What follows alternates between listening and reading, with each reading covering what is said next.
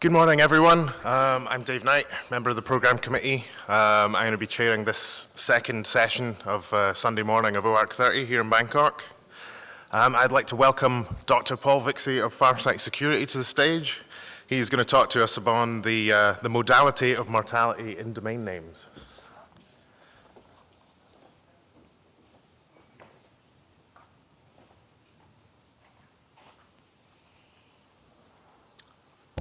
Thank you.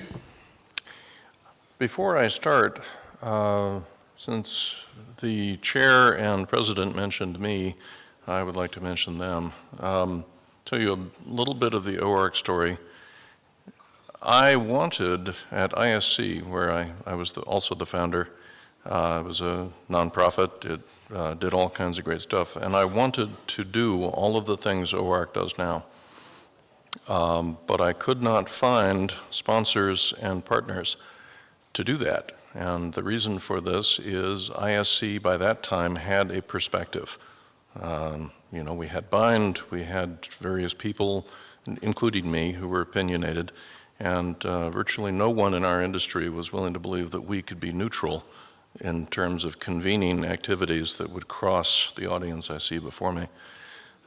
So Casey Claffey found a way to get some NSF net money, no, not net, just NSF money, to study the DNS, and part of the scope of work was to create a sustainable, separate, independent organization. The first name for it was the DNS-OARC, because ISACs were coming into vogue at that time, but we were cautioned by a lot of people, don't call it an ISAC. That means something specific in the American government system. You don't want that connotation. So we called it the OARC. And I have to tell you, it's fairly easy to found something because ideas happen often. What's difficult is to make it succeed. And so at the first meeting, I think Cisco hosted the very first workshop that we had. I did something that I think in all of our industry only I could have got away with.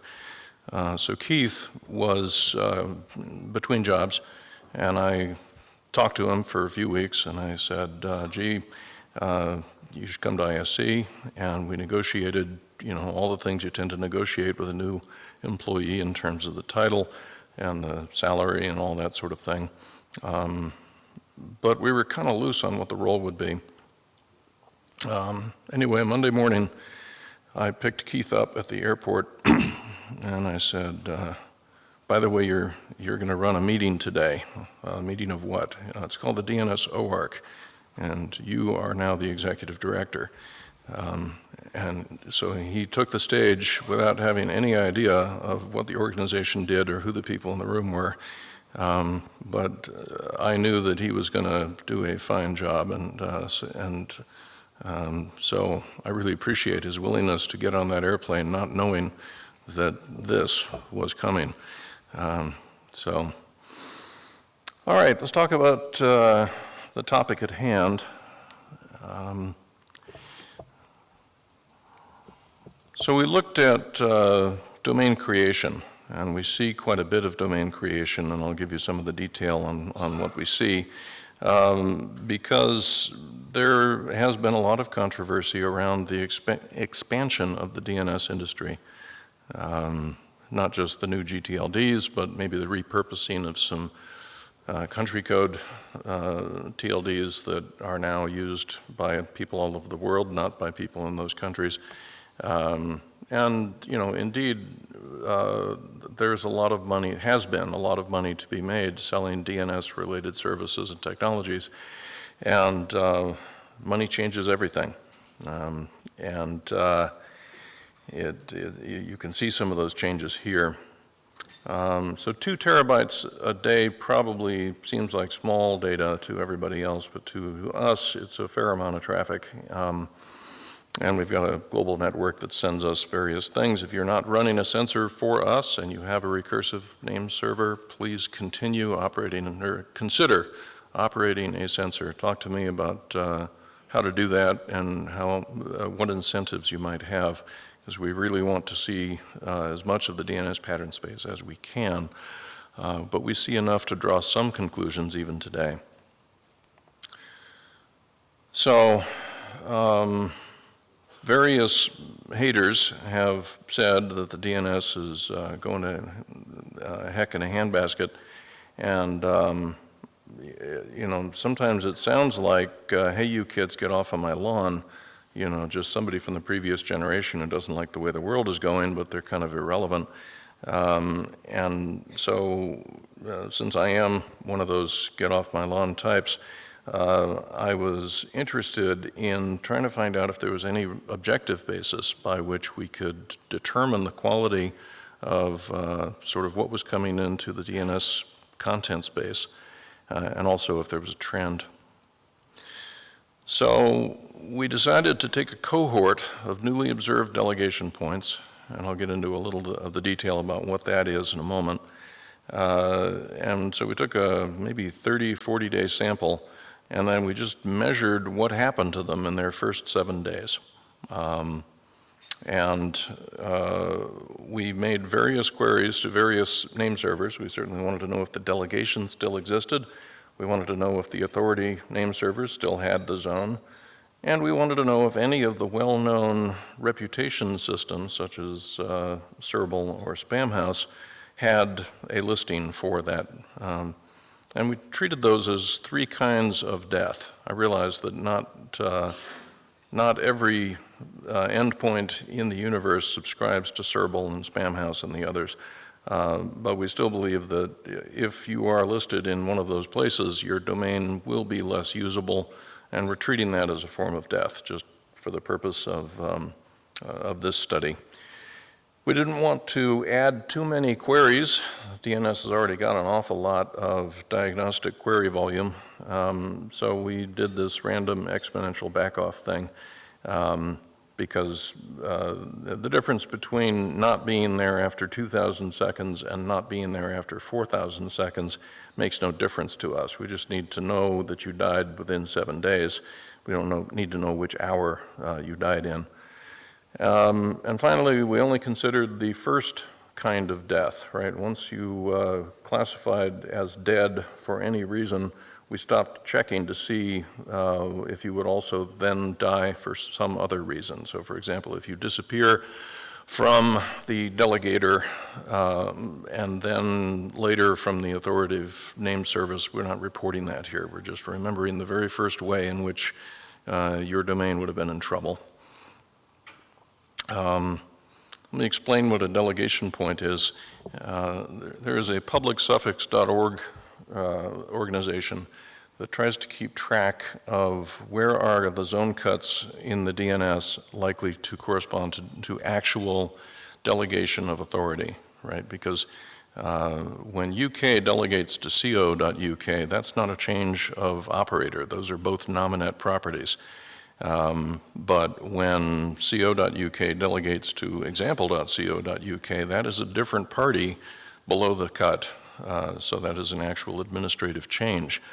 And it turns out that the web needs to know that. The web needs to know all of the places where if you cross that dot, you're probably dealing with a different namespace operator because that affects when you can accept a same origin domain policy and when you can't. So we are beholden to the web folks for having to solve this problem because it allows us to have a pretty good idea of where the delegation points are that are economically meaningful. In other words, the party changed. And so I used to say that a delegation point was effectively something you could buy from GoDaddy or any other registrar. But it turns out there are plenty of things like the cloudapp.net zone which they sell services, and part of the service that they sell is a subdomain. And so that would be a different party operating cloudapp.net versus azureapp.cloudapp.net. So it was necessary to have this in order to sort of correctly observe that something was a new delegation point, a new change of authority, rather than just some new name that might or might not correspond to a difference in policy or ownership. Finally, I'll get into the volume a little bit. We see about 2.5 newly observed delegation points every second. It adds up to around 150,000 a day. A vast fraction of those are the Tokelau Islands at any given day, but the rest are interesting because at that rate of creation, you could certainly add a lot of value, but my intuition, having started in the anti-spam field, was that a lot of this stuff was probably crap. And I want to distinguish this from fully qualified names. This is not a delegation point. This is something you didn't get from a registrar. You got from your sysadmin. Hey, I have a new printer. Okay, well, here's your A record. And we see quite a few more of those, about 150 a second. And that in itself is a terrifying number. That is the actual zeitgeist. That is the speed at which the DNS grows, is 150 new names per second. Actually, these slides are old. It's about double that now. So there's an awful lot of stuff coming into our system. But for the purpose of this study, we're only looking at the delegation points, not at the rest of those 12,000 names per day. Okay, so we looked at, says here about 6 months of newly observed, and what we wanted to know is in their first 7 days, what happened? And surprisingly, a lot of them survived. That was counterintuitive for me. I thought most of them would have died. And yet 9% of them, 2 million of that 21 million, were gone within 7 days. And so we decided to drill further into those, find out who they are, where they're coming from, how they die, see if we can draw any conclusions about the sort of registrar process. So there is a lump in the early moments. So most of the ones that are going to die in under 7 days will be dead in under 24 hours. And in fact, the majority of those will be less than 5 hours. And Karel gave some of the explanation for this in his talk at the ICANN meeting yesterday, which is that it takes a certain amount of time for the various reputation systems in the industry to observe and decide and act and propagate. So what you're seeing in that high bar where the first 20-odd% are being killed in a short period of time, those are the ones that misbehave and are immediately acted upon by Serble, Spamhaus, and all of the other companies in that business. And so it becomes kind of interesting to ask, what are the other major sources of death? Why is there another mode at the 1 to 1.5 day point? Why is that peak there? And why is there another one somewhere around 4 or 4.5 days? And we have some theories about that.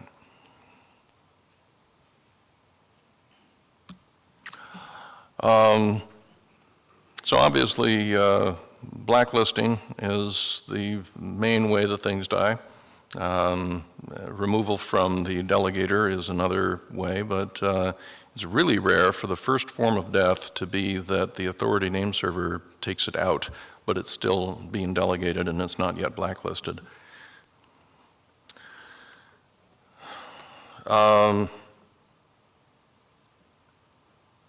Yeah, there's no other peak. So if the cause of death is going to be blacklisting, you don't see any mode other than the one that is the first couple hours. Deaths at delegators, on the other hand, this is where somebody like VeriSign has some reason to take something out of the .com or .net zone, shows some interesting modalities. So you get this gigantic peak at 1 hour, a day and a half, and 4 days. And I believe that what's happening there is there are some automated procedures where some number of complaints have come in, some process kicks off, some review kicks off, eventually the score gets above a threshold, and then some cron job comes along and actually applies all of the deletions. I'm not a member of the VeriSign technical team. I have no idea how much of this is them acting on their own recognizance versus them acting based on the registrars asking that these things be deleted. The actual details of behind these numbers are a mystery to me. But I will say that only about a quarter of them are dying in less than 24 hours. There's a lot of stuff that happens at that 4-day point. And my theory there is that 72 hours is a clawback threshold on credit card transactions. So I believe that probably a big source of deletion there is that you finally learn irrevocably and unmistakably that that credit card was stolen and you're never going to get your money. I think that's where that 4-day limit is coming from. So if you look at the things that die at the authority name service first, rather than through blacklisting or through dedelegation, you see again that huge peak at around 4 hours and a smaller peak at about 12 hours. We don't have a theory about why this is happening unless the authority name server was part of some cloud purchase, which again may have happened with a stolen credit card, and so the the VPS that you were using as your name server just disappears altogether, right? We did not distinguish in our study between a timeout where there is still an NS record, there's still an A record, but nobody answers it, or versus an NX domain. We will do that next time because I think we'll find that there are different modes for those different causes. This was intuitively obvious. This very much matched our preconceptions, which is that the majority of the problems are in the GTLD space. Now, we probably have to go through and categorize all of the CCTLDs, because if it's a country code top-level domain that is being used to support commerce and culture in that country, it probably has a different spectrum and modality of death rate than if it is something like .tk, which is used worldwide and probably almost never used by anybody who lives on the island itself. So at the moment, we're mixing all of those numbers together and probably making CCTLDs overall look worse than they are overall. So we're probably going to do some kind of a 90-10 hotspot removal to find out what's really going on there. This is where the problems are occurring. I've shared this information with Jothan previously, and he understands that there's a lot of bad stuff happening in the industry, and that a lot of it seems to center on new companies who maybe took a lot of investment money in order to get to the point where they could sell these names. I was shocked to see .Tokyo on this list. I had assumed that there would be some rules about how that could be used, but almost everything that dies in .Tokyo dies through blacklisting. So these are some fairly well-known sources of bad content, and what I'd like you to look at is, forget the shape of the graph for a minute. Look at those summaries at the top. For .top, blacklisting is a quarter of their death rate. It dwarfs the delegation removal. For .xyz, the opposite is true. So .xyz has a pretty, controversial reputation, but the fact is they are removing things much faster than the black hole operators of the world are blacklisting things. And we should look at that difference. We should try to make more of our generic top-level domains look like that. We would like the statistic be that if you're going to die after a short time, that you are more likely to die because the delegator removes you than because somebody blacklisted you. So ComNet and org are interesting simply because in .com it almost never happens that you die at the authority name server. It's almost always going to be for net, you're most likely to die at the delegator, so removal of the NS records from the net zone, whereas for org, you're more likely to be blacklisted. And for com, it's always going to be one cause or the other. It'll never just disappear at an authority name server. To those of us in the internet security community, looking at these really helps us to decide how to focus our research and our defense efforts. These slides will be available, so I'm not going to go through a lot of detail. I have 2 minutes left. I want to give sort of special thanks to Portugal. The only way you die in Portugal is by being killed at the delegator. No one ever has to black hole you. That's how fast they are at responding to complaints. And as you can see, the rest of them are receiving a lot of community pressure, and a lot, in the case of the left-hand side here, there's a lot more community-backed pressure than there is local policy in terms of the cause of death. I don't know what we're going to do about .tk. I honestly, this can't continue. So here we are. If you're going to die in less than 7 days, you're going to die in less than 5 hours on average. Blacklisting, something like the RBL, or the Spam House version, or the Serbil version, or some other thing like the RBL, is the principal feedback loop, negative feedback loop. That is how we're governing the process of allocating new names. I think that means we're governing it wrong. I think we need to find a way to keep a lot of these names from being created in the first place, so that we don't have to spin up so much infrastructure to defend ourselves against this constant stream of poison that comes out of the system. And I want to say that the new GTLDs are easily summarized as saying that we needed 2,000 more generic top-level domains because spammers did not have enough choices. And that is another problem. I hope that those of you on the ICANN board will take that back with you if you ever decide to add another 2,000. Maybe set a different goal for yourself.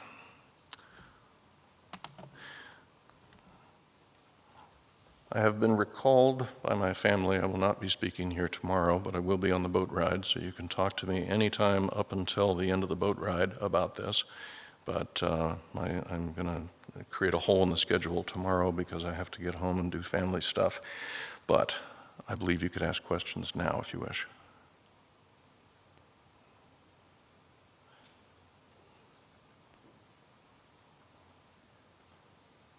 Warren Kumari, Google. First off, thank you very much. This was really useful. Some of the TLDs have a thing where sort of trusted security people can inform them that this domain seems bad, and then they remove delegations. I think XYZ is one of them. Did you sort of look if that does seem to change, whether it gets removed in the blacklist or gets removed at the delegation? Not yet. Thank you. You're right. There are various registries who do allow third-party takedown. We did not use that as a category separator, and we will now that you've mentioned it. But I do want to say that that can backfire. .tk will let any security company take down any name for any reason. You don't even have to give a reason. And they will charge no money for that takedown. And the reason they do that is that the faster we take them down, the more new ones they can sell. So this does not mean that they are behaving cooperatively. Jonathan. Hey, Paul, thank you. I wonder if you could back up a few slides. There was the one that showed all of the new TLDs in the graph. Let's see.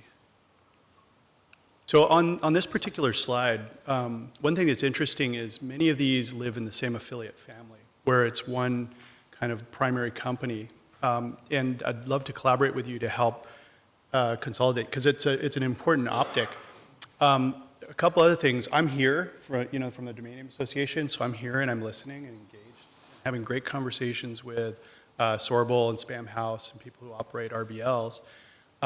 This is very much noticed, and I don't think that any of these folks intended, well, I can't authentically say that in the case of one or two of these providers, but people are really looking at this because it's affecting them commercially, and they absolutely are interested in making sure that they're participating in responsible ways. And I will say that a representative of the majority of these, I was able to get them to join the Domain Name Association, and we're working collaboratively to help them figure out how to get their hygiene in order. They had some fast and loose business guys that thought that zone size was a good way to tell shareholders how wonderfully they're capitalizing. And they know better now. So we're working constructively with members here, we're listening, and we want to help kind of remedy what you're seeing here so that the takeaway isn't, TLDs are bad. We're trying to make this a good, healthy environment, and we're here, and we look forward to collaborating. So if you see me in the halls, I would be delighted to talk with you about how to fix this. Oh, thank you all. Rubenskill.pr. Just one comment that I usually see some registrars changing name servers for suspending domains. So the domain keeps delegated, but they change the name servers to name servers that respond to a page, a compliance page or something. So death by authorities not only by removing delegation. Sometimes they change DNS records and keep the same name server. Sometimes they change name servers because it's easier for them to do. So there could be some gray areas where there was some action from someone, but is not being counted as that in your exercise. So thank you for that. The idea of a sort of a parking page that might have the FBI logo on it or something like that to say the domain name has been seized and so forth does occur, didn't occur often enough in this particular study to be worth trying to find a complete list of those. But I think you're right. I think we should try to get a somewhat complete list of all the name servers that indicate seizure or takedown so that we can treat that as a cause of death. Thank you.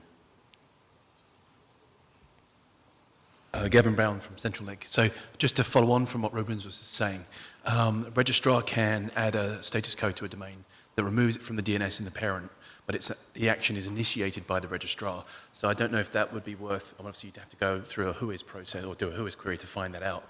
But that might mean that, again, some of the dead at delegator deaths are actually dead at, the registrar is initiating that. So that was the first point. The other one was I had a couple of ideas about why you get those modalities after 1 day and after 4 days. And that's one, for the first, the 24-hour one, that's how frequently the centralized zone data system gets updated. So consumers of data from the CCDS, they get their data once a day, and obviously then they do their run, and then that information gets fed into the intelligence systems. And then the 4-day modality, that sounds, to me, my first thought of that was that's just before the end of the ad grace period. So that's just before the registration becomes non-refundable to the registrar. And registrars are not always sufficiently technically sophisticated. They can submit the delete command just before the 5-day period. They may sometimes give themselves 12 or 24 hours window just in case. So I think maybe the registrar deleting the domain at the ad grace period or just before the end of the ad grace period could be the cause of that modality.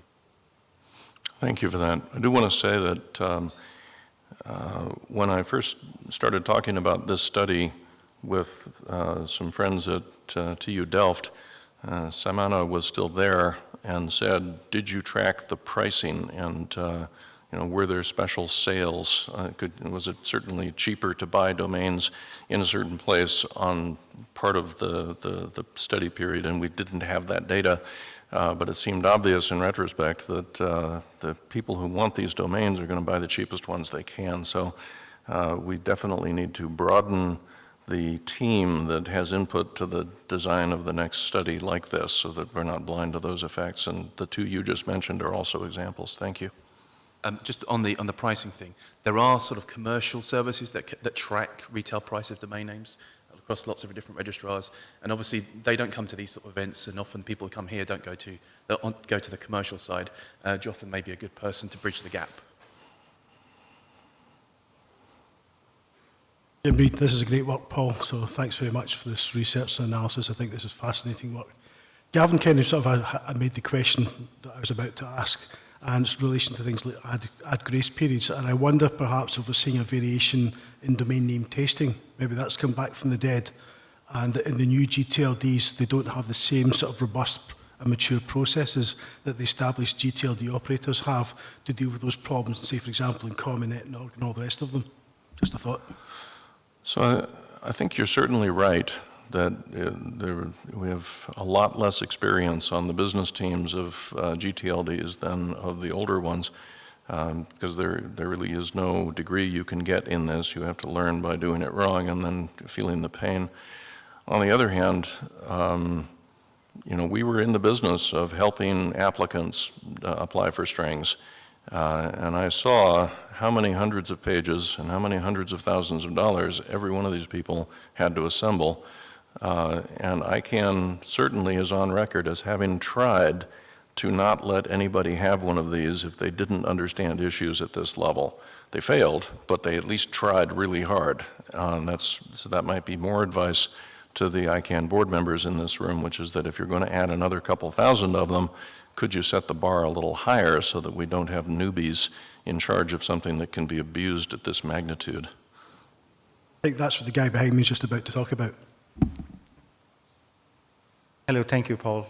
Kaveh speaking. Thank you for your presentation and numbers. I just wanted, because you mentioned ICANN board, just wanted to point out myself and Marika are here in the room from ICANN board, representing our RSEC and SSEC, and of course we will relay this back.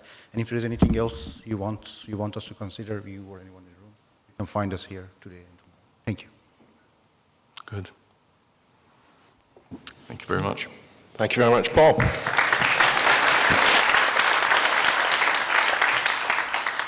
Okay, up next, I'd like to invite Ralf Weber from Akamai, who's going to talk on DNS security, past, present, and future.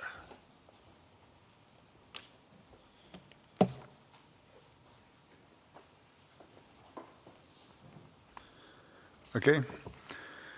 So I want to talk about DNS security, and I've been working most of my life in the operations area. That means I'm the one that got called 2 a.m. in the night if something went wrong.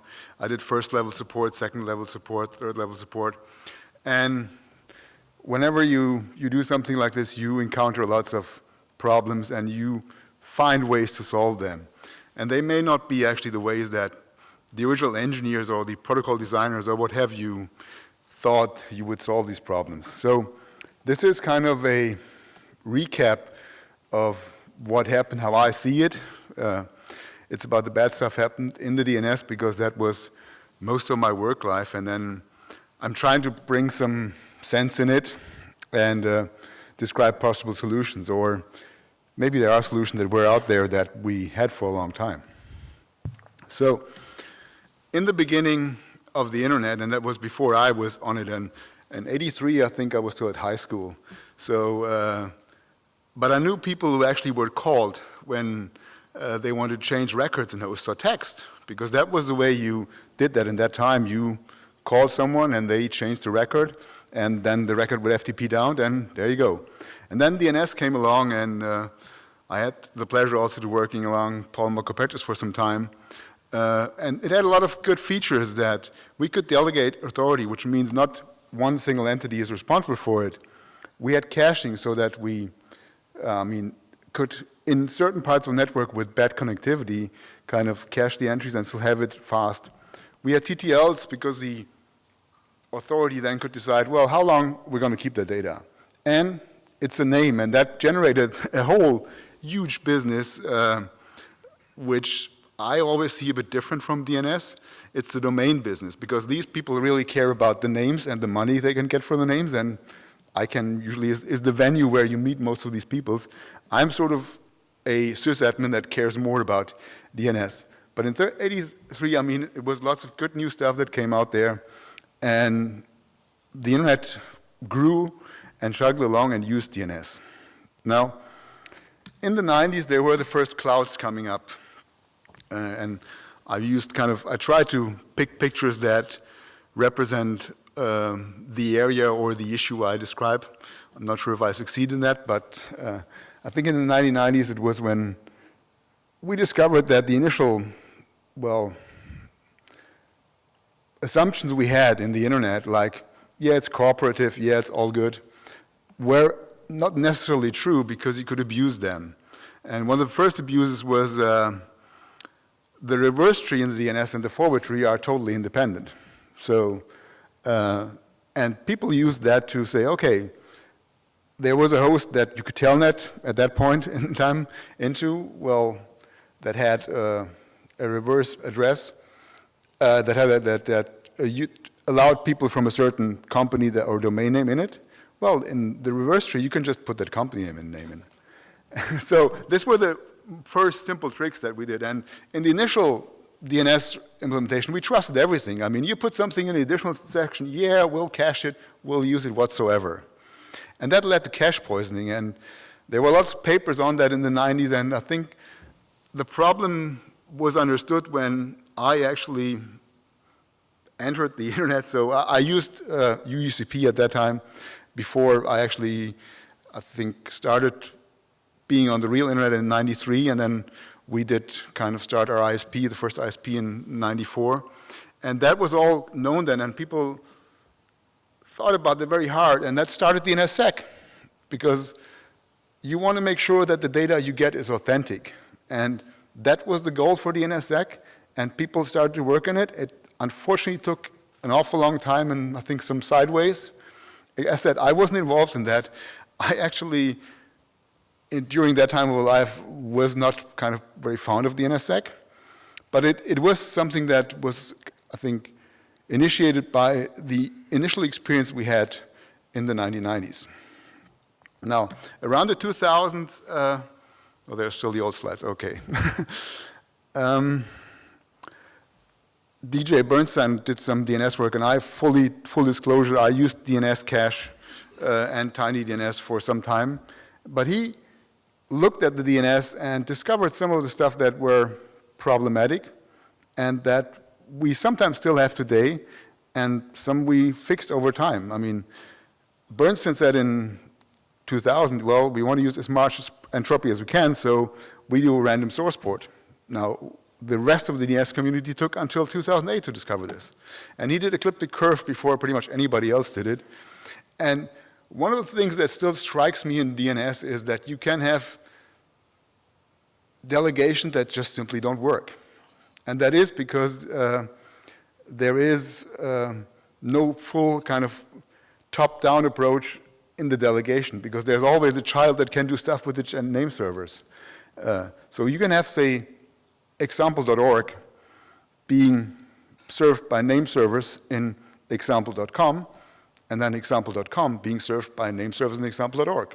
You can register that. It will not work, but you can register that. And the other thing he said that, and I think Paul Vixie also said in his talk yesterday, you want to have the resolution as close to the user as you can, and we are unfortunately going in the other directions.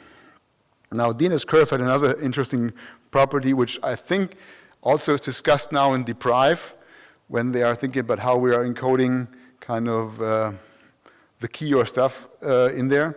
Now, encoding keys and names is a bad idea, because again, remember that domain name business is where the money is, and that cares about names, not about keys. So, I mean, any solution we come up with in the future for Deprive will probably not want to encode stuff in names. Now, in the 2000s also there came an attack, and that actually is the most, if you search the internet, Google or DuckDuckGo or whatever search engine you use, for DNS attack or DNS security, the most of the stuff you get is domain hijacking. It's actually not DNS attack. It's kind of getting access to what controls the DNS, like the registrar credentials or the registry. And then you direct the stuff to entities that you control. And there were lots of stuff that was hijacked by that. I mean, I just named a few examples there. ICANN was hijacked one time. Twitter was hijacked. Sex.com, I think, was the most prominent initial one. And there are others out there. I mean, if you search for domain hijacking, there's lots of stuff there. Now, DNS cannot help here because you are reliant on someone putting data in the DNS. And if the mechanism you put data in the DNS is compromised, well, it's pretty much game over. Another attack that came up that we'll also still see today, although not as well, was domain tasting. So just to register some domains, do some bad stuff, and then let it lapse. I mean, this is something we see at that time in the early 2000s, it was free. Now they are looking for cheap domains, but it's still happening. So another thing that we discovered there was enterprise DNS system. So enterprise are really what runs the world, and that's why there's a ship there. I mean, the ship or the trade that we have runs the world. And if enterprises have problems with DNS or with anything in their IT environment, that's a big problem. And there were a couple of attacks there, DNS rebinding being one that I think is probably the best studied there. If you can make the inside look like the outside, that's game on. Then you can sort of, all the web stuff that we talked about, having properties that are relying on the same origin. I mean, if you can make, you believe that your origin is in their data center, then that's good. And that's, I mean, like it's not about the DNS. I mean, in DNS, you can put in RFC 1980 addresses just fine. I mean, there's no RFC that prevents you from doing that. But if these are inside an enterprise, they might be the accountant system that you're then getting that. And the other attack was DNS tunneling.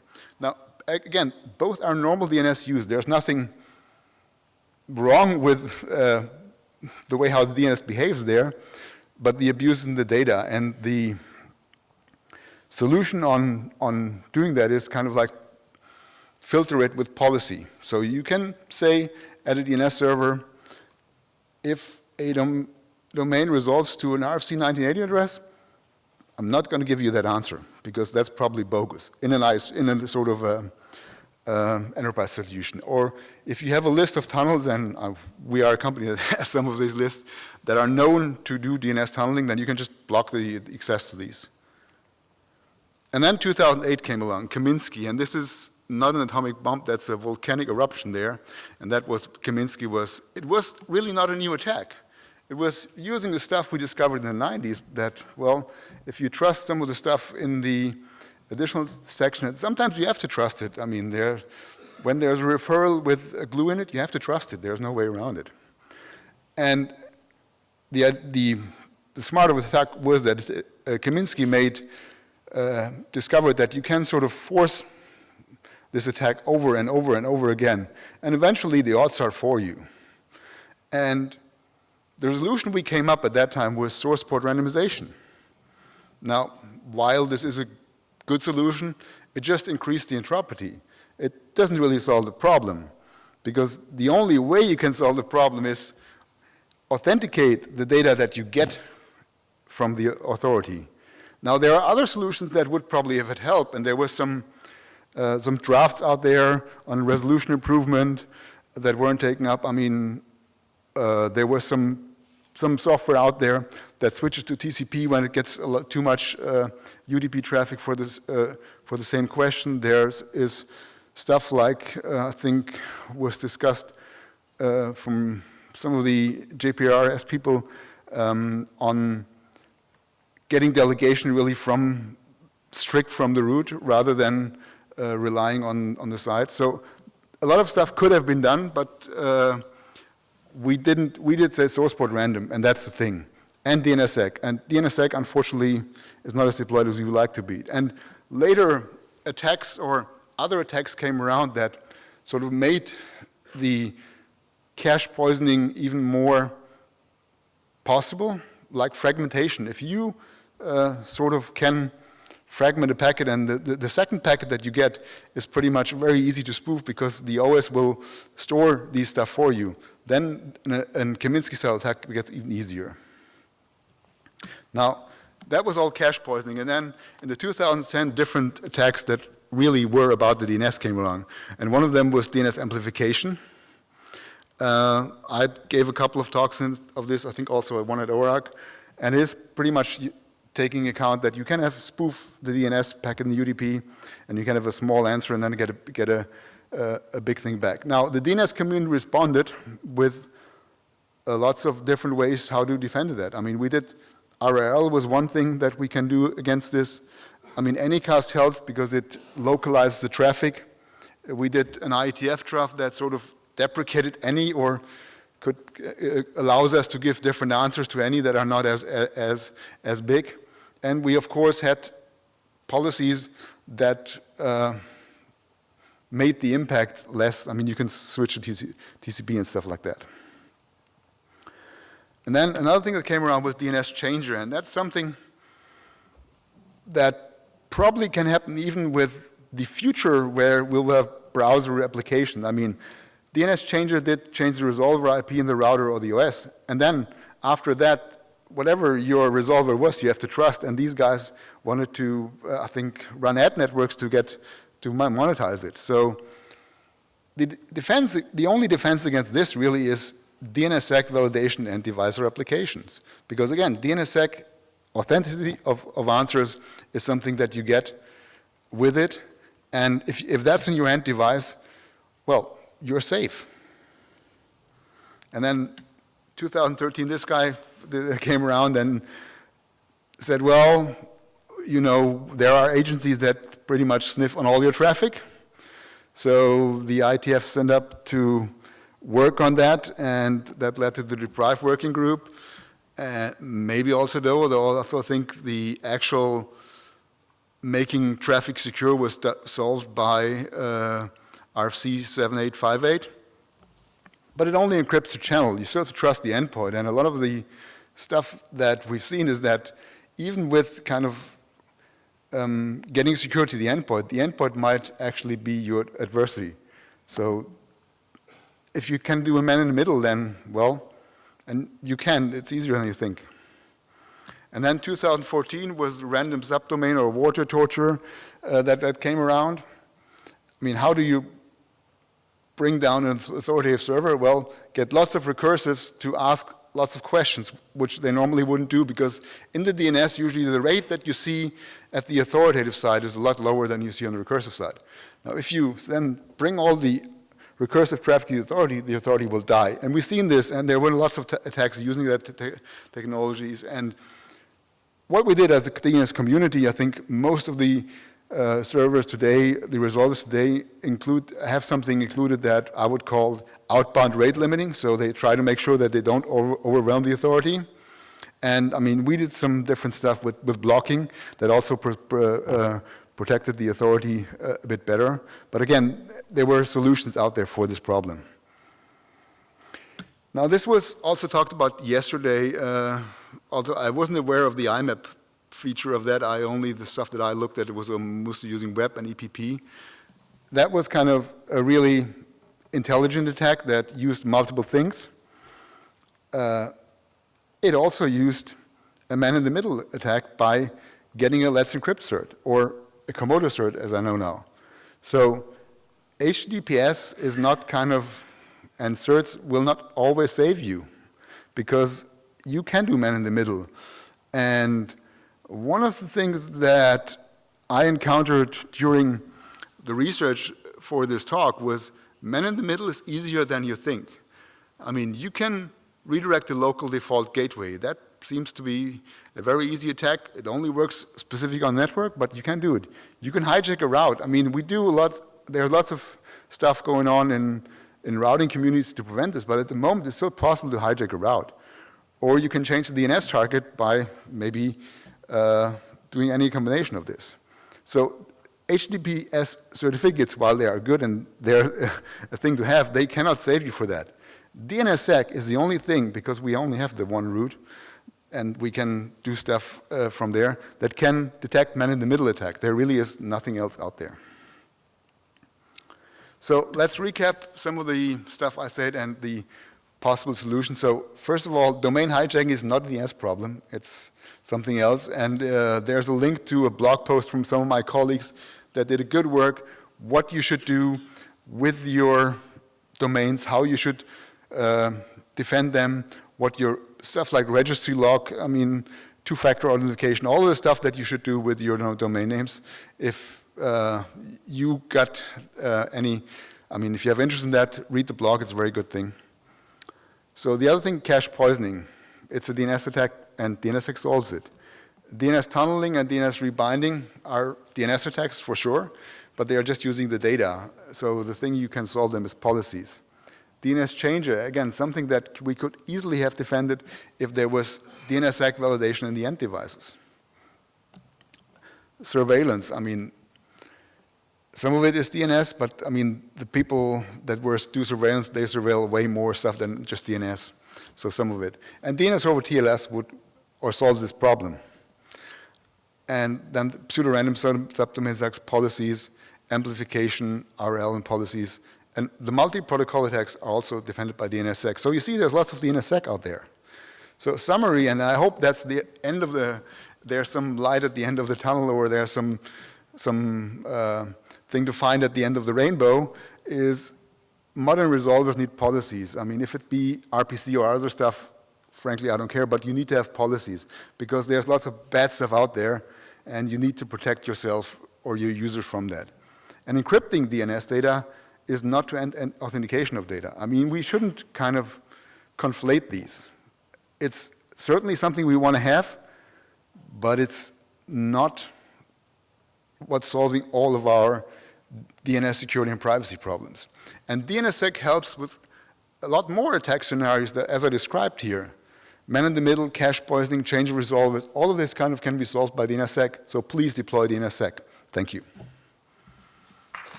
Hi, Tail. I just wanted to thank you very much for this presentation, because it'll be useful for redistribution.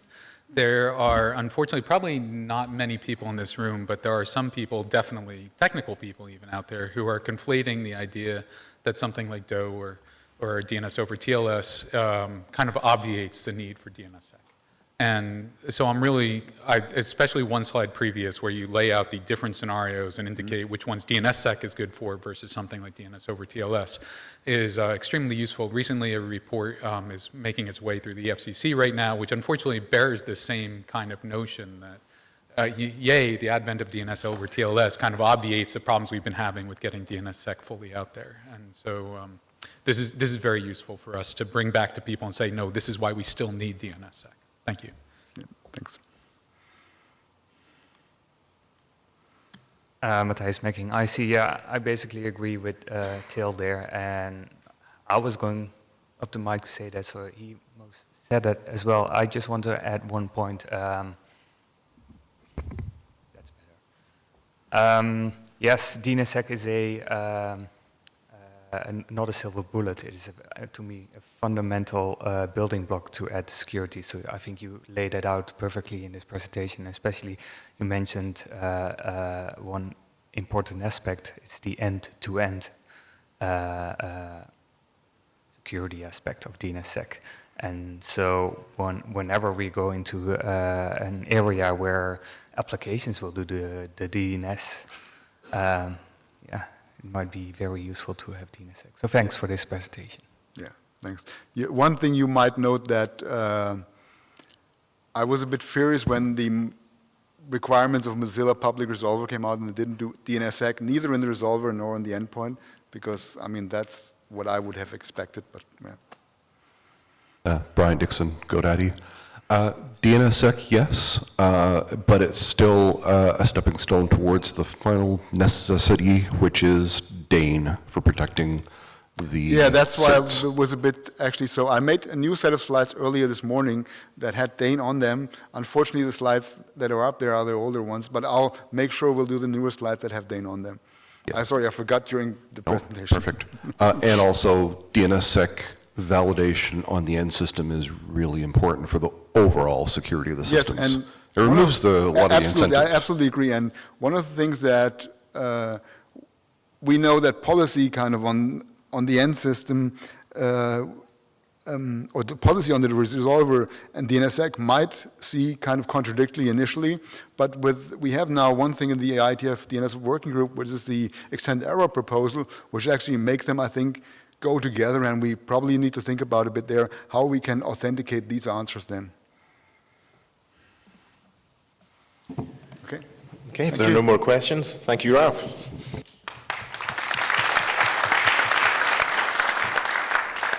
Okay, for our final talk of this session, I'd like to invite Chaoyi Liu from Tsinghua University, who's going to talk to us on who is answering my queries, understanding and characterizing interceptions of the DNS resolution path.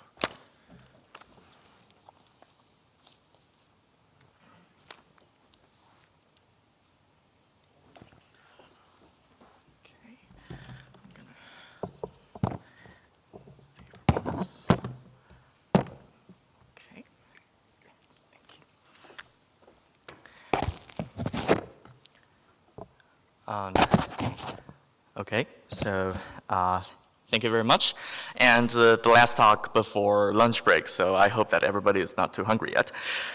So a little bit about myself. My name is Chao Yilu, and I'm a PhD student from Tsinghua University. So in this talk, we'll introduce the interception of the DNS resolution path, and we'll focus on how it works and systematically measure this hidden behavior. Oh, what is this?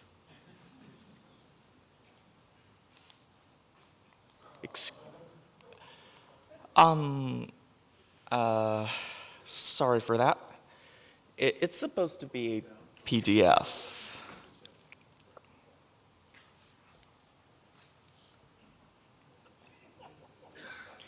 Sorry for that.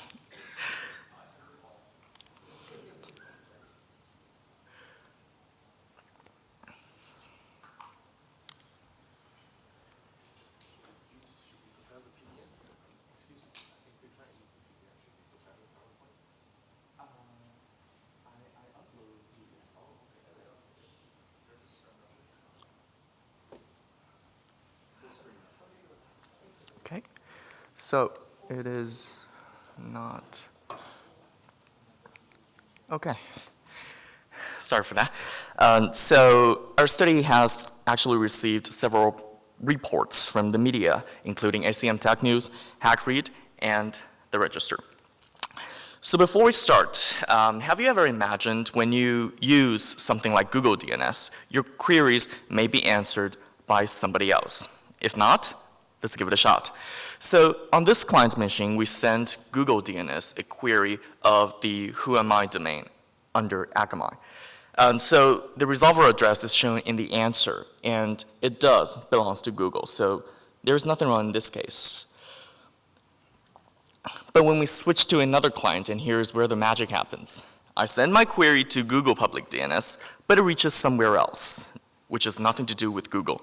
So what happens here? Why is someone else handling my requests? And before we get to that, let's roll back a little bit and see how a typical DNS resolution is done. So we'll need a recursive resolver to do the heavy lifting for us and talk to the authoritative servers. And by default, as regular users, we don't have to take any actions because we'll get one from our local ISP. But things have changed when the public DNS services began to rise. They offer good quality service and often security protection. So some internet users are trusting them and actually begin to switch from their ISP resolvers to these large players like Google, Cloudflare, and OpenDNS, etc. And the DNS interception we'll talk today will break this kind of trust. You think you're using your public DNS service, but actually your queries have gone elsewhere. So here's how it works. Suppose that I send a query to Google public DNS, but some interceptors will redirect this query to an alternative resolver. And this resolver will follow the normal resolution process and get an answer to this query. And finally, when the alternative resolver, it'll spoof its address, pretending to be my Google public DNS, and gives me an answer. So as a regular client, I query Google, and I get an answer from Google, but I have no idea that actually my resolver has been switched in the middle. So, okay, now you may wonder who will do this kind of behavior. And the first thing on our mind, network providers. They deploy middle boxes, they can manipulate traffic, including the clear text DNS. And actually, ISP manipulating DNS traffic is nothing new and has already been reported for several times. And some posts on the internet actually teaches you how to find out this behavior. So here is an example. A large Chinese ISP has once published a paper on this, and it discusses how to control the traffic to public DNS services on its backbone networks. So when a query is sent to public DNS resolvers, it'll get replicated by the middle boxes in the local network and redirected to a resolver of the ISP. And then the ISP resolver will send back an answer very fast. And finally, when the response from the public DNS service finally arrives, it'll get dropped because it can be slower than the ISP response. So actually, in this process, the client has been using the ISP resolver rather than its public DNS. But ISPs actually are not alone in this business, and actually malware and antivirus software may also do the same thing. And for the example, we see that Avast, the antivirus software, will by default reroute your DNS traffic to its own resolvers because they think that their resolvers are more secure than others. And actually, this function is developed for anti-DNS hijacking. And besides, potential interceptors also include censorship devices, firewalls, and those enterprise proxies. They may block the queries of sensitive domain names or the websites they just simply don't want you to visit. So in our study, because of our methodology, we do not strictly distinguish from the interceptors, and we want to clarify that not all the interceptors are all malicious dark devils. So after this long background, I hope that nobody has fallen asleep yet. So the gist of our study, how prevalent is DNS interception? And how many of my queries get intercepted? And what are the characteristics of this hidden behavior? So these are the questions we seek to answer in our study. So let's now take a look at the threat model. In fact, we have already been familiar with this. So normally, when I choose to use a public DNS resolver, so my request should only be done by that public resolver, like in this blue path. But when DNS interceptions take place, so my queries are redirected and handled by an alternative resolver. And then it pretends to be my public resolver and sends me an answer. So the intercepted path is like this red path. So as a regular client, I'm hard to notice this behavior at all. And now we take a look at different types of DNS resolution. We'll take Google Public DNS as an example. So in a normal resolution process, if I send a query to Quad 8, it'll only reach Quad 8. And from the authoritative server, it'll only see Google's address coming to query. And the second case is called request redirection. I query Google, but my request is redirected to another resolver. So from the authoritative server, we'll see the alternative resolver coming, but not any addresses from Google. So in this case, my public DNS is completely removed from the resolution process. And the third case is called request replication. So my queries splits into two by the middle boxes. One query to my public DNS and another to the alternative resolver. So from the authoritative server, we'll see two requests or more than two requests coming from different source IP addresses. And of course, as a client, I will receive more than two answers as well, but typically I only will accept the faster one. And the last case, which is very brutal, called direct responding. So my query is redirected as well, but the alternative server does not resolve it at all. Instead, it directly gives me a response. And of course, it is an incorrect response. And so users can't be aware of this behavior, that my DNS resolution has encountered errors. So DNS interception that we talk about today includes redirection, replication, and direct responding. So the next part, to begin our study, how to measure these hidden DNS interception behaviors. Actually, it's simple. So the core of our methodology is the authoritative server. So from the above threat model, we are told that if my queries get intercepted, the authoritative server will see the addresses of the alternative resolvers. So at a glance, to measure this hidden threat, we just need to do two things. First, we send the queries from clients, a lot of global clients. And then we'll check at the authoritative servers where these queries actually come from. Are they from my public DNS or somebody else? So in practice, we use two platforms to recruit clients from the globe. So one is a residential proxy network, which is commercial, but it only accepts TCP traffic, which is a limitation. So we also use a network debugging module of a popular security software from China to collect more fine-grained data, particularly over UDP. And to study the characteristics of DNS interception, we consider several kinds of different requests. So we test 3 large representative public DNS services, including Google, OpenDNS, and DynDNS. And also, we also built a self-built resolver for comparison. And we also consider different protocols, queue types, and top-level domain names in our queries. And the domains are actually registered by us, so we control the authoritative server. And we can see that who is querying our authoritative servers.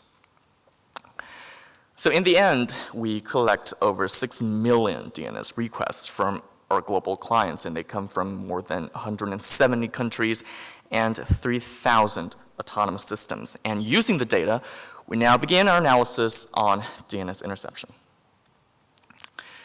So first, we care about the scale. Is DNS interception behavior prevalent enough?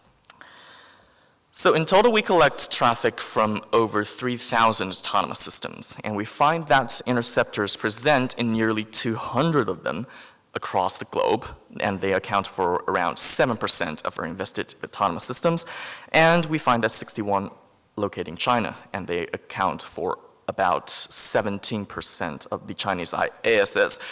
So we need to stress that these two percentages are not directly comparable because the global test we use the proxy network and it only includes TCP traffic.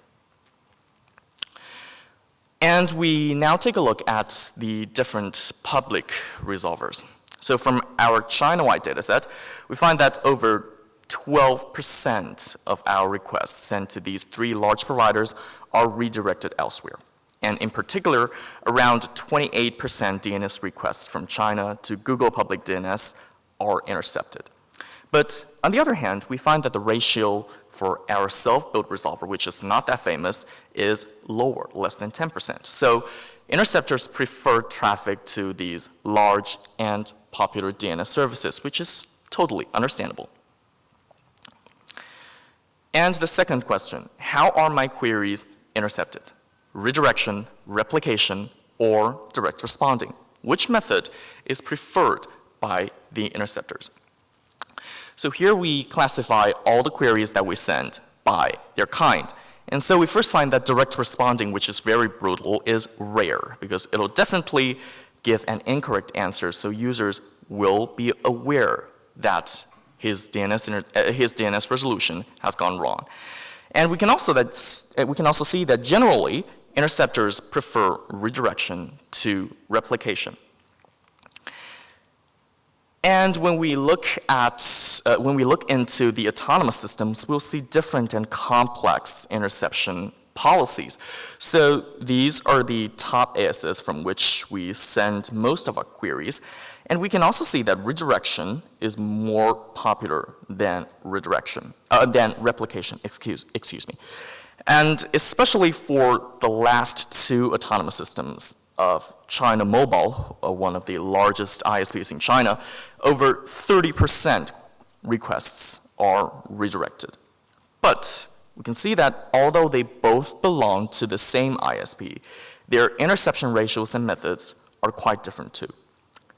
And we can also notice in this table that the alternative resolvers used by the interceptors actually locate in the very same AS as the clients. So they are indeed those ISP resolvers.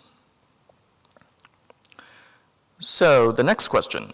According to some providers, DNS interception can improve DNS lookup performance. So is it really the case? Will my queries get faster? So when collecting queries, we also record their time from sending a request to receiving an answer. So this graph is the cumulative distribution of query time of different types of requests. So we find that the providers are actually partially right, because in general, those replicated requests are indeed faster than the normal requests that not intercepted. But this conclusion does not hold for request redirection. Some redirected requests are faster, while some are slower. Okay, so as a regular user, I know that my queries to public DNS resolvers can be intercepted. But what I care the most is that whether I will get a wrong or even malicious answer because of that. So if my queries are indeed handled by these alternative resolvers, are they tampering with my responses? And our current answer is not yet. So most intercepted responses in our dataset are actually not tampered. It seems a relief, but we also find some exceptions where responses of our own domain name are modified, and even some are used for monetization purposes. And for example, in one case, our query of our own domain name is intercepted and tampered. The response points our domain name to a promotion page of an app of the ISP. But in general, most interceptors do not tamper the responses yet, and it could even improve my DNS lookup performance. So why should I care? Are there any other security threats introduced by this behavior? So the answer is definitely yes, otherwise I won't bring it up here. First, let's take a look at some potential threats. Our study has received a few comments from the industry, including this one, that not all intercepted queries are modified or recorded, but they could be, which has huge implications for privacy and security online.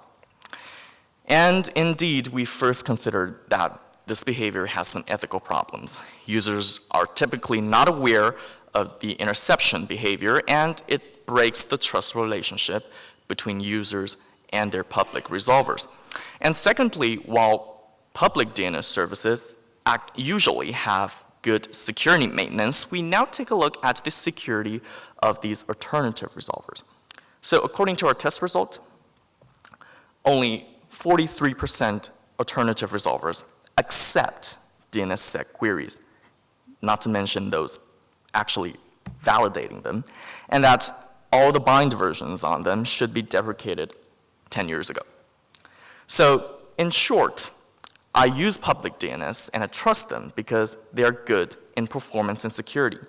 But some people intercept my queries behind my back and switch me to a not so secure alternative resolver.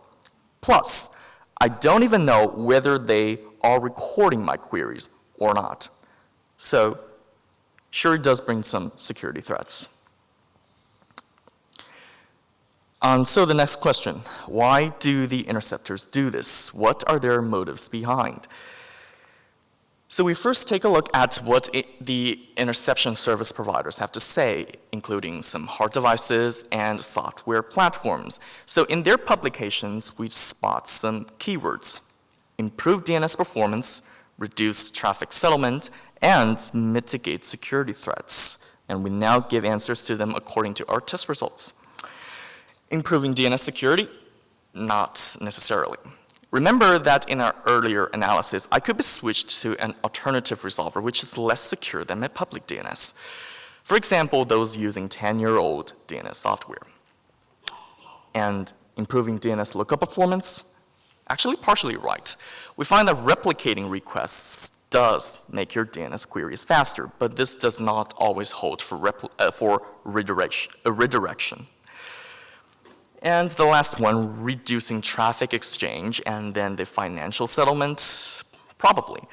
So intercepting queries prevents some traffic from going out of the ISP network. So it reduces traffic costs for small and medium-sized network providers. And we have confirmed that this is the case for some providers at an offline meeting with a large Chinese ISP. So, geez, finally, the last question. How to prevent DNS interception? How can we mitigate the security threats that it brings? A lot of us may first think of DNSSEC. So actually, DNSSEC signs the records of the domain name, so it ensures that my responses are not tampered with.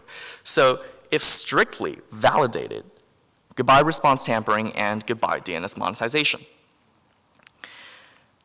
But can we say hooray yet?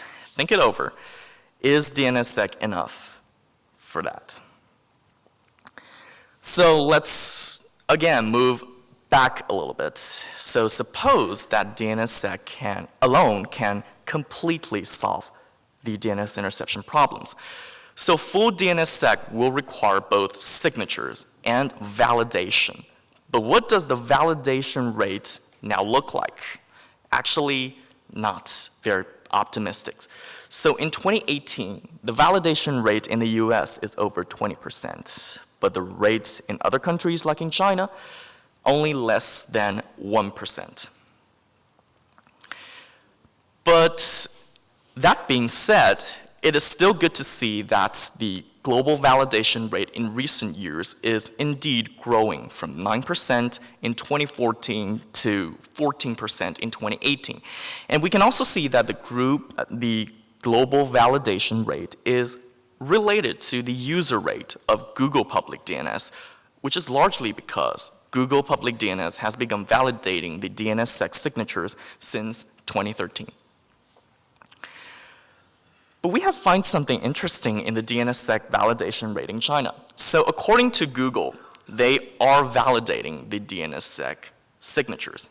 However, the results show that the validation rate in China is even lower than the Google user rates. So what happens here? I've been using a fake Google DNS? Possibly, because my queries to Google is intercepted to a resolver which does not support DNSSEC at all. So we're afraid that DNSSEC alone does not solve the problem entirely. So it seems our hands are tied here. Are there other solutions to this problem? And again, the answer is yes, by encrypting DNS transactions. For example, we can use TLS to protect our DNS traffic to prevent both passive eavesdroppers and active man-in-the-middle attackers. So using TLS, the resolvers can be authenticated to be that very public DNS that you desire. So goodbye the DNS interceptors. And actually, in recent years, several standards have been established for encrypted DNS, such as DOT and DOE, and they all provide the authentication methods for the resolvers. However, their large-scale deployment and usage will be gradual, so we'll have to wait for another while. And for right now, we offer an online checking tool to internet users to check their real resolvers at this website, whatismydnsresolver.com. And if the result is different from your configuration, watch out for the interceptors. And finally, a short summary before we head to lunch.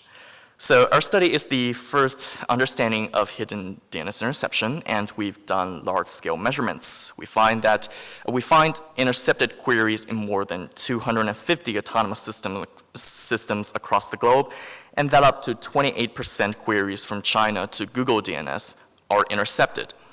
And although most responses are not tampered with yet, it still raises some security concerns.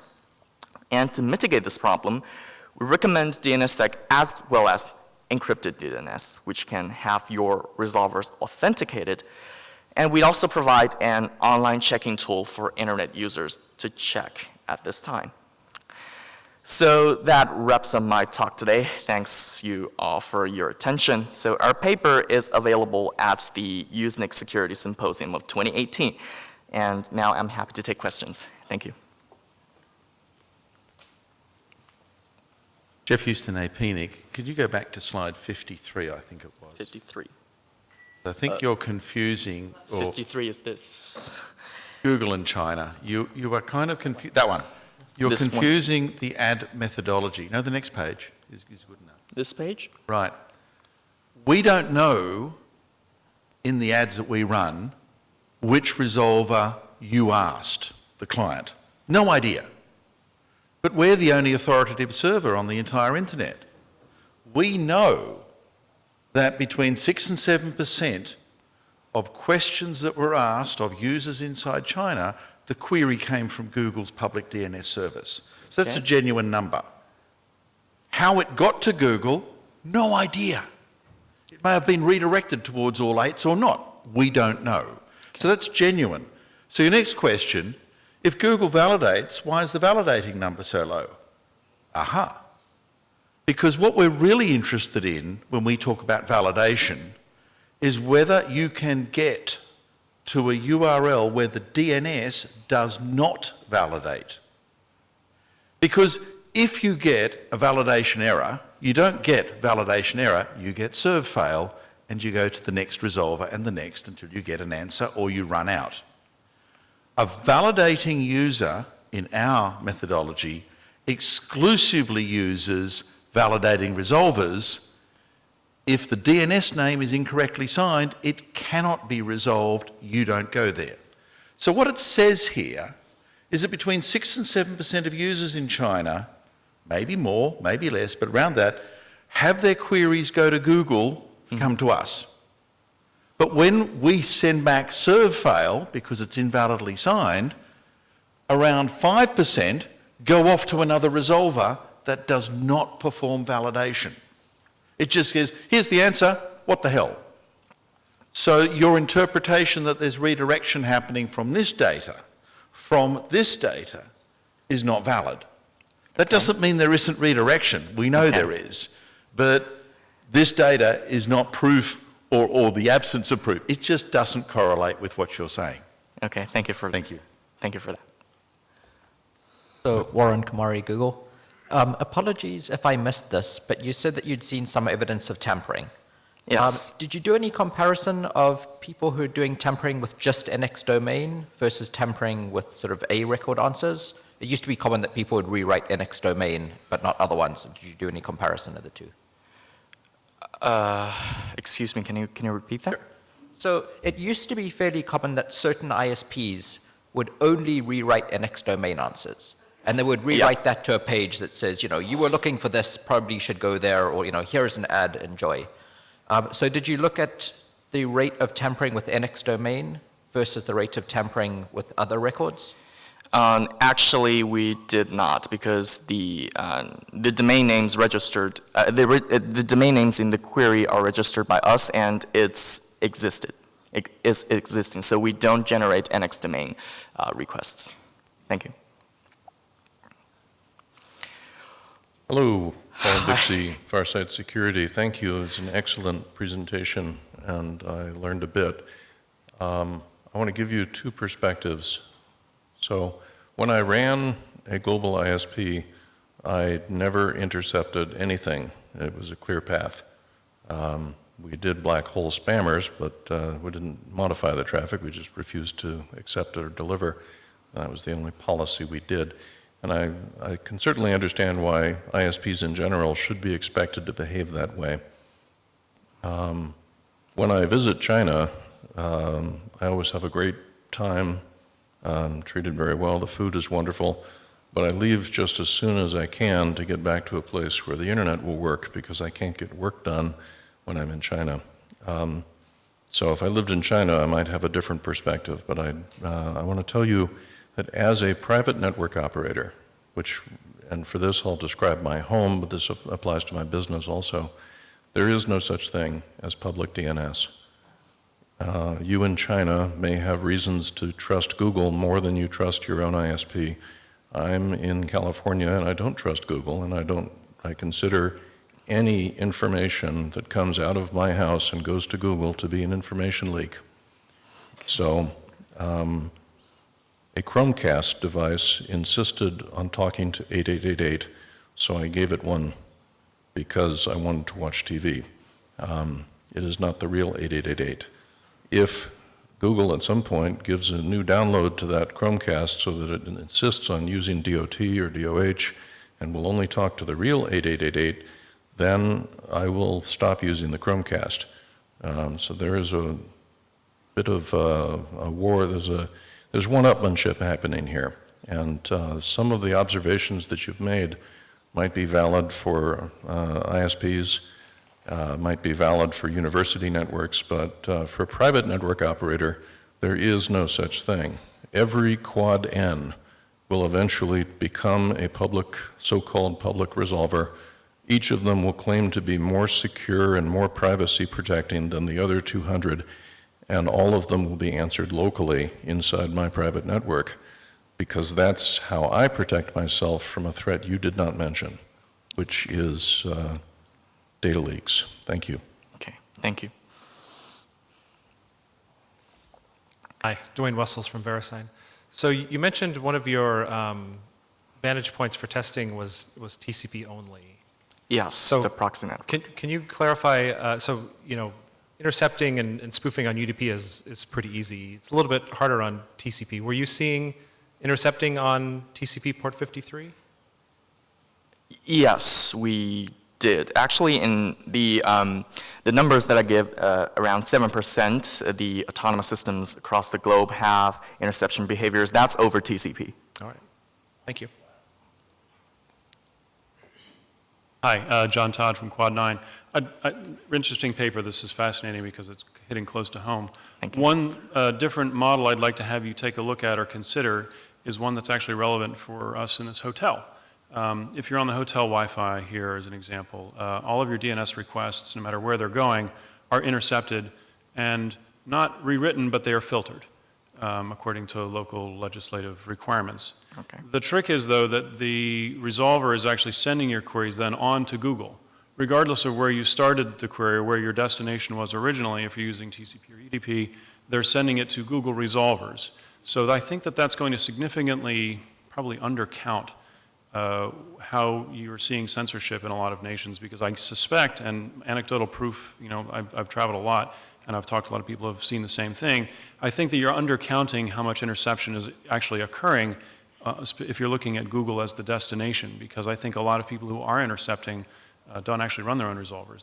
They're just basically intercepting and doing censorship or some local policy administration and then forwarding it off to Google because it's easy. Do you have any, is my thinking on that disproved by any work you've done already, or? In other words, you're seeing more things actually getting through to Google even though they are being intercepted on the path out. Kind of an odd circumstance. So these queries get intercepted, but they're forwarded to Google? Yes.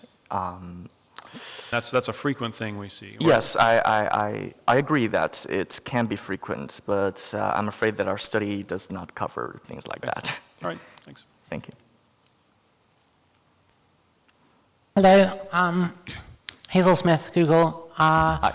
When you state that most interceptors don't tamper with the responses, were you just considering responses for your artificial Q names like uuid.blah.mystudy.edu.cn, or for popular service FQDNs like, I don't know, aspmx.l.google.com, www.bbc.co.uk, and so on?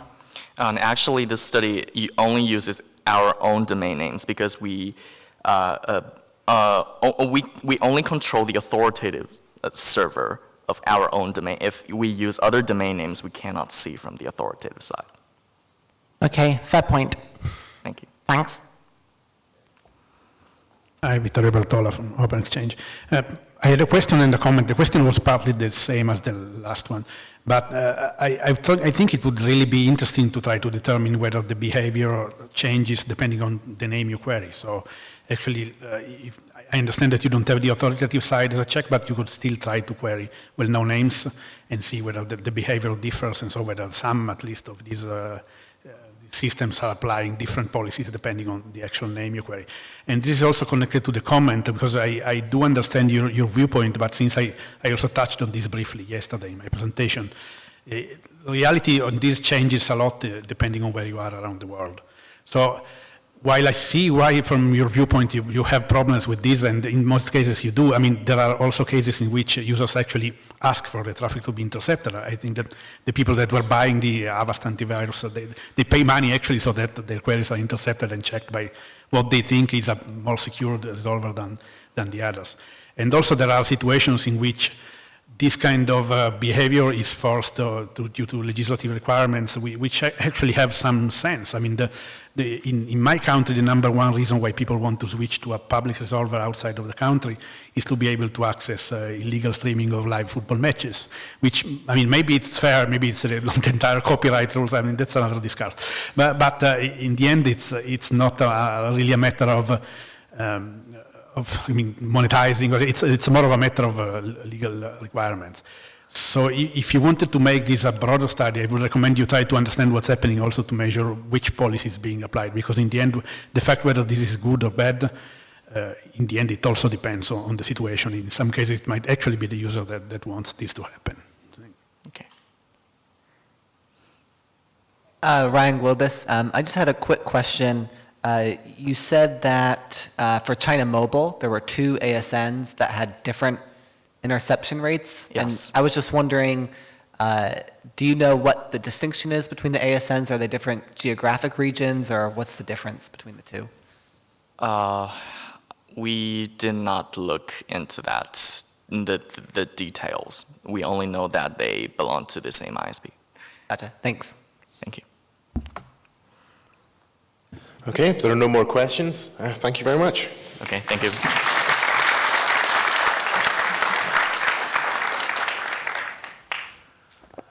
So that's the end of this morning's session. I'd like to thank once again all of our speakers. I have a few announcements before we go to lunch. For this evening's social event, if you haven't already bought a ticket, you can still do that until the end of the lunch break at the Eventbrite link that was sent to attendees. You'll need a boarding pass to actually get on the boat, and those will be distributed to people who've bought a ticket later this afternoon. A survey link, I'm not sure if that's been posted yet, but it will be shortly if it isn't. So that's a survey for today's presentations, will be up shortly. Lunch today is in the Vaulty restaurant. People who attended the IDS yesterday, it's the same place as yesterday, so if you didn't do that, you could follow someone who did. If you have dietary restrictions questions, you can direct them to Dinesh or to a member of staff who is in a full-sleeved black jacket. And with that, we would like to resume at 2 p.m. and call this session to an end. Thank you.